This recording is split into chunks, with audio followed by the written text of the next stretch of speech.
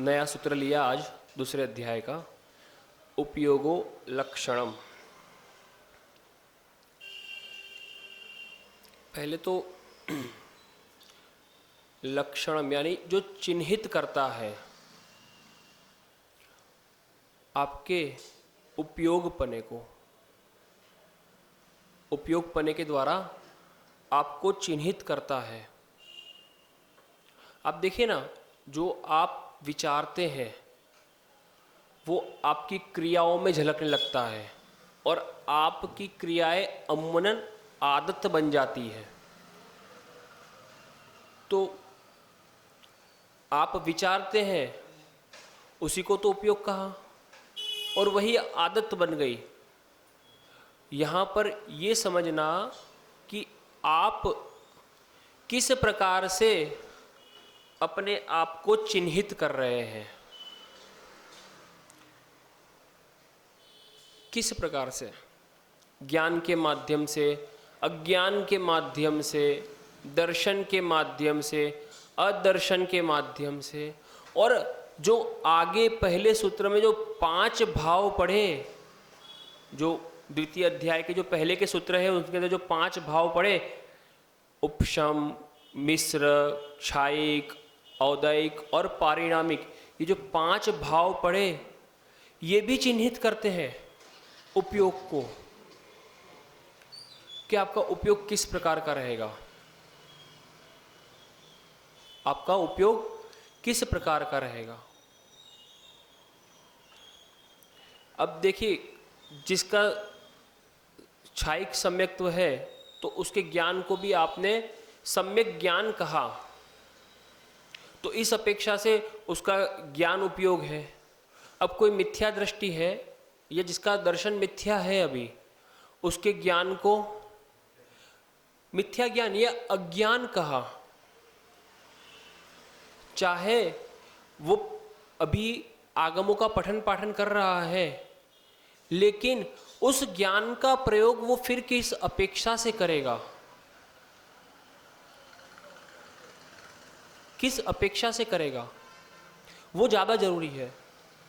अगर उसने तत्वों का प्रतिपादन सही कर लिया है, देव शास्त्र गुरु की वाणी पे श्रद्धान उसका पूरा है और उसके अनुकूल आचरण कर रहा है, तब तो उसका ज्ञान उपयोग सम्यक कहा जाएगा, उसका ज्ञान उपयोग सम्यक कहा जाएगा। यानी कि उसका ज्ञान सम्यक है, यानी कि वो जो सम्यक ज्ञान की जो श्रेणी है, मति, श्रुत, अवधि, मन, पर्य और केवल, मन, पर्य और केवल ज्ञान तो अभी संभव नहीं है, लेकिन जो बाकी के 3 सम्यक ज्ञान है ज्ञान की श्रेणी में आ जाएंगे। सम्यक विशेषण ना लगाऊं तो भी ज्ञान से आप समझना कि सम्यक दृष्टि की बात चल रही है, सम्यक विशेषण की ही बात चल रही है, तो सम्यक विशेषण में आ जाएगा, क्योंकि वहां पर उसके आचरण से नजर आ रहा है कि, और जब वो चर्चा कर रहा है तब नजर आ रहा है कि कहीं वो बहाने तो नहीं कर रहा।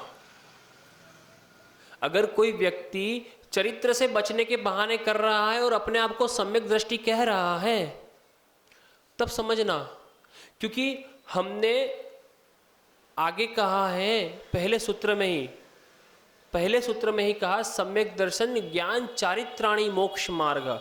अगर सम्यक दर्शन हो गया और सम्यक ज्ञान भी है तो उसका चारित्र उस दर्शन और ज्ञान के अनुरूप है, तब तो हम उसको सम्यक उपयोग कह देंगे। दर्शन का सम्यक उपयोग और ज्ञान का सम्यक उपयोग यानी कि सम्यक चारित्र, सम्यक दर्शन का और सम्यक ज्ञान का सम्यक उपयोग सम्यक चारित्र के रूप में ले लेंगे, क्योंकि वहां पर उसके दृष्टिकोण परिवर्तित हुआ तो दृष्टि परिवर्तित हुई और ज्ञान में भी परिवर्तन आया कि अब मुझे इस प्रकार से आचरण करना है। यानी कि सम्यक दर्शन और सम्यक ज्ञान के अनुरूप जो सम्यक चारित्र हुआ वो सम्यक उपयोग हो गया। अब कोई व्यक्ति कहता है मैं तो सम्यक दृष्टि हूं, पर रात को खा रहा है, चाय पी रहा है, अभक्ष्य का सेवन कर रहा है, तब वो कैसा सम्यक दर्शन जो उसके उपयोग को यानी कि सम्यक चारित्र रूप होने ही नहीं दे रहा और अपने आप को कह रहा है कि मैं सम्यक दृष्टि हूं, जब उसका उपयोग ही सम्यक नहीं है। मैंने पहले ही कहा कि जो विचार है वो आपके क्रिया में आएंगे और आपकी क्रिया ही आपकी आदत बनेगी।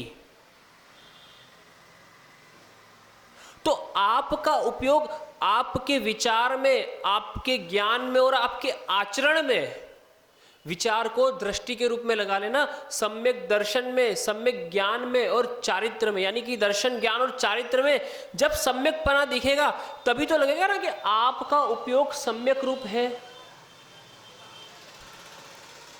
तब और आपके सम्यक उपयोग के माध्यम से ही जाना जाएगा।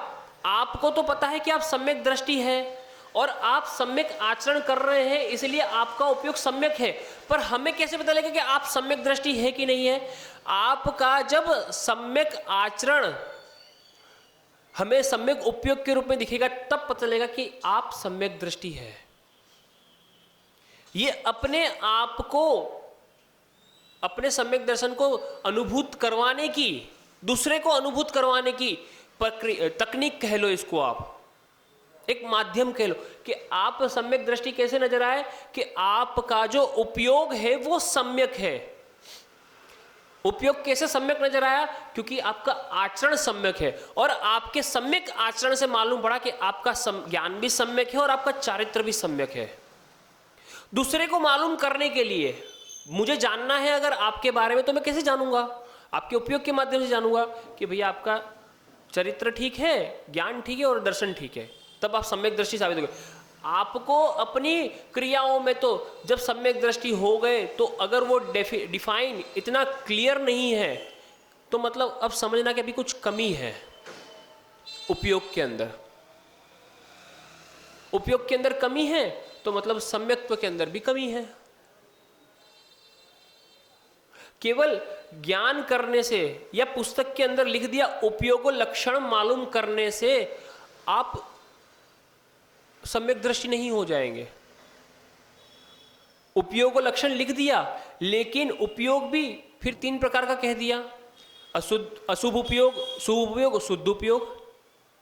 इसी अपेक्षा से हमने कहा ना, जब आपके चरित्र में हमें सम्यक्त्वपना दिखेगा तब हमें मालूम होगा कि आप सम्यक दृष्टि है।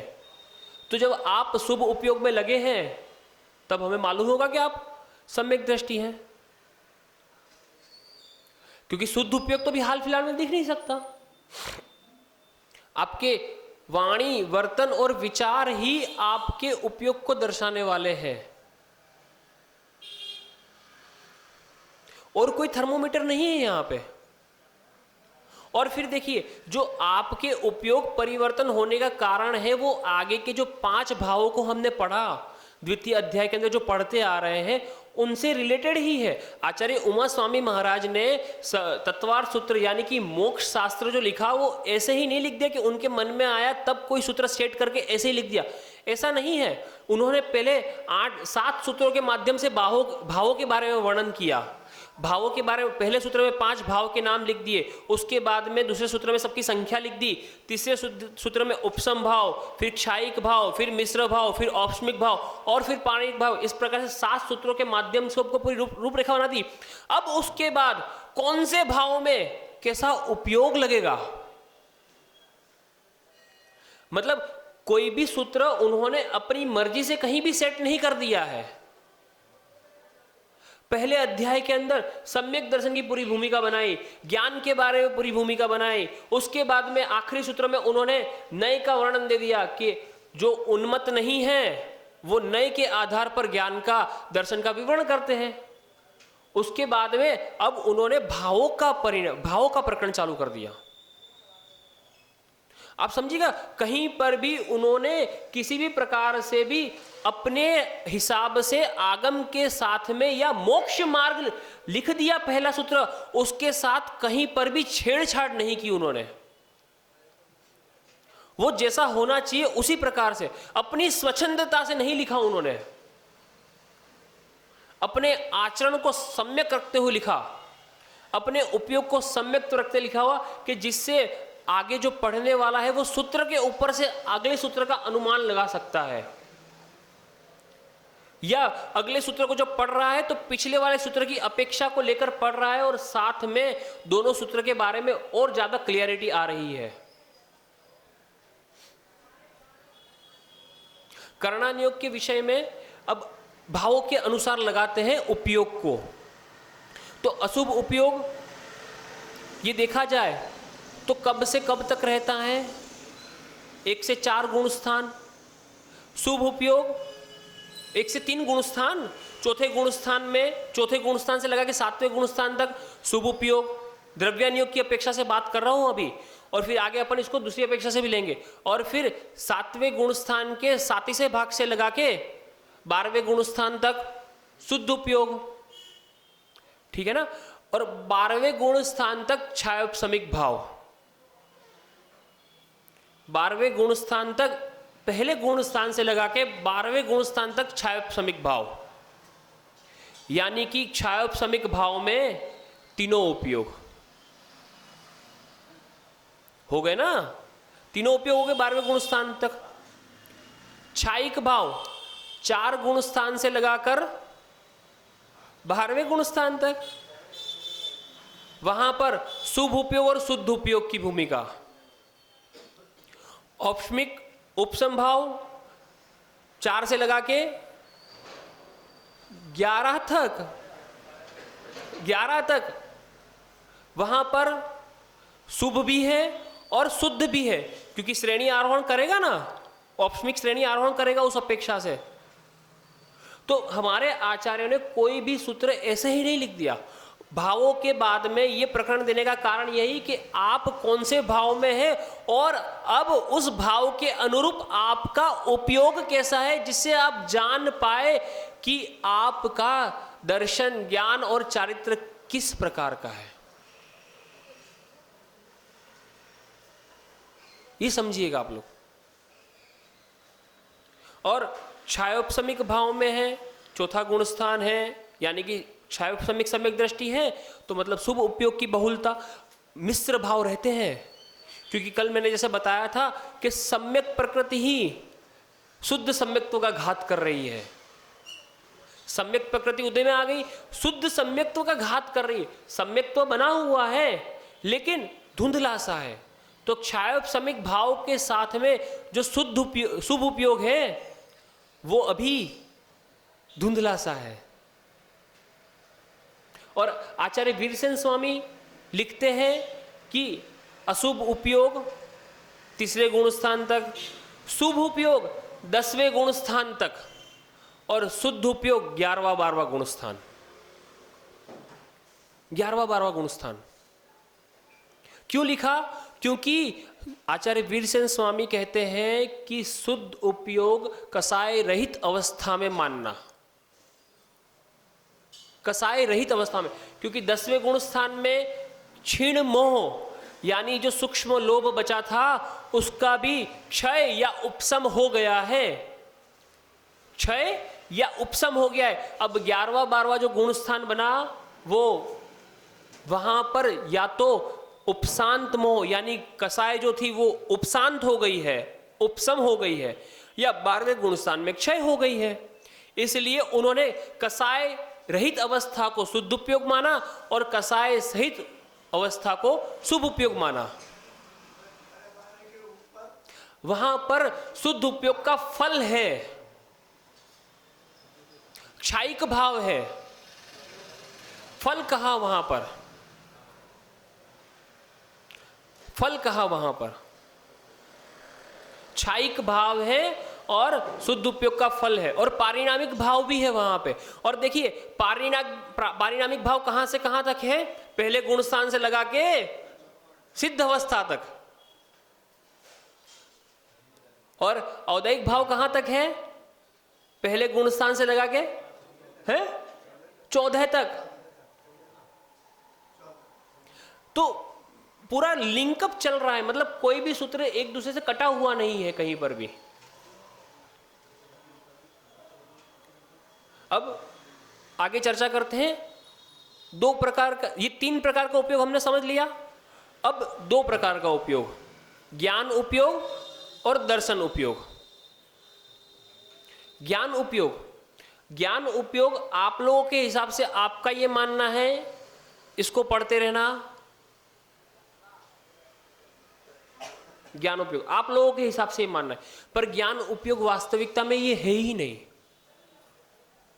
ये हो सकता है आप लोगों की अपेक्षा से, लेकिन ज्ञान उपयोग क्या है कि निरंतर अपने उपयोग को ज्ञान में लगाए रखना, यानी कि जब श्रुत पास में नहीं है उस वक्त भी ज्ञान में अपने उपयोग को लगाए रखना।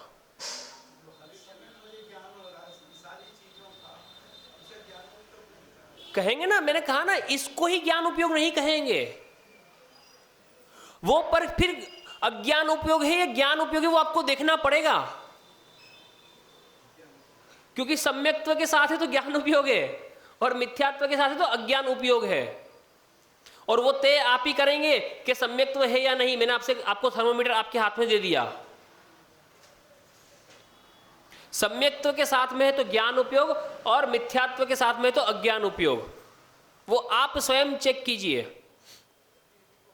और ज्ञान उपयोग 3 प्रकार का, अज्ञान उपयोग भी 3 प्रकार का, ज्ञान उपयोग 5 प्रकार का,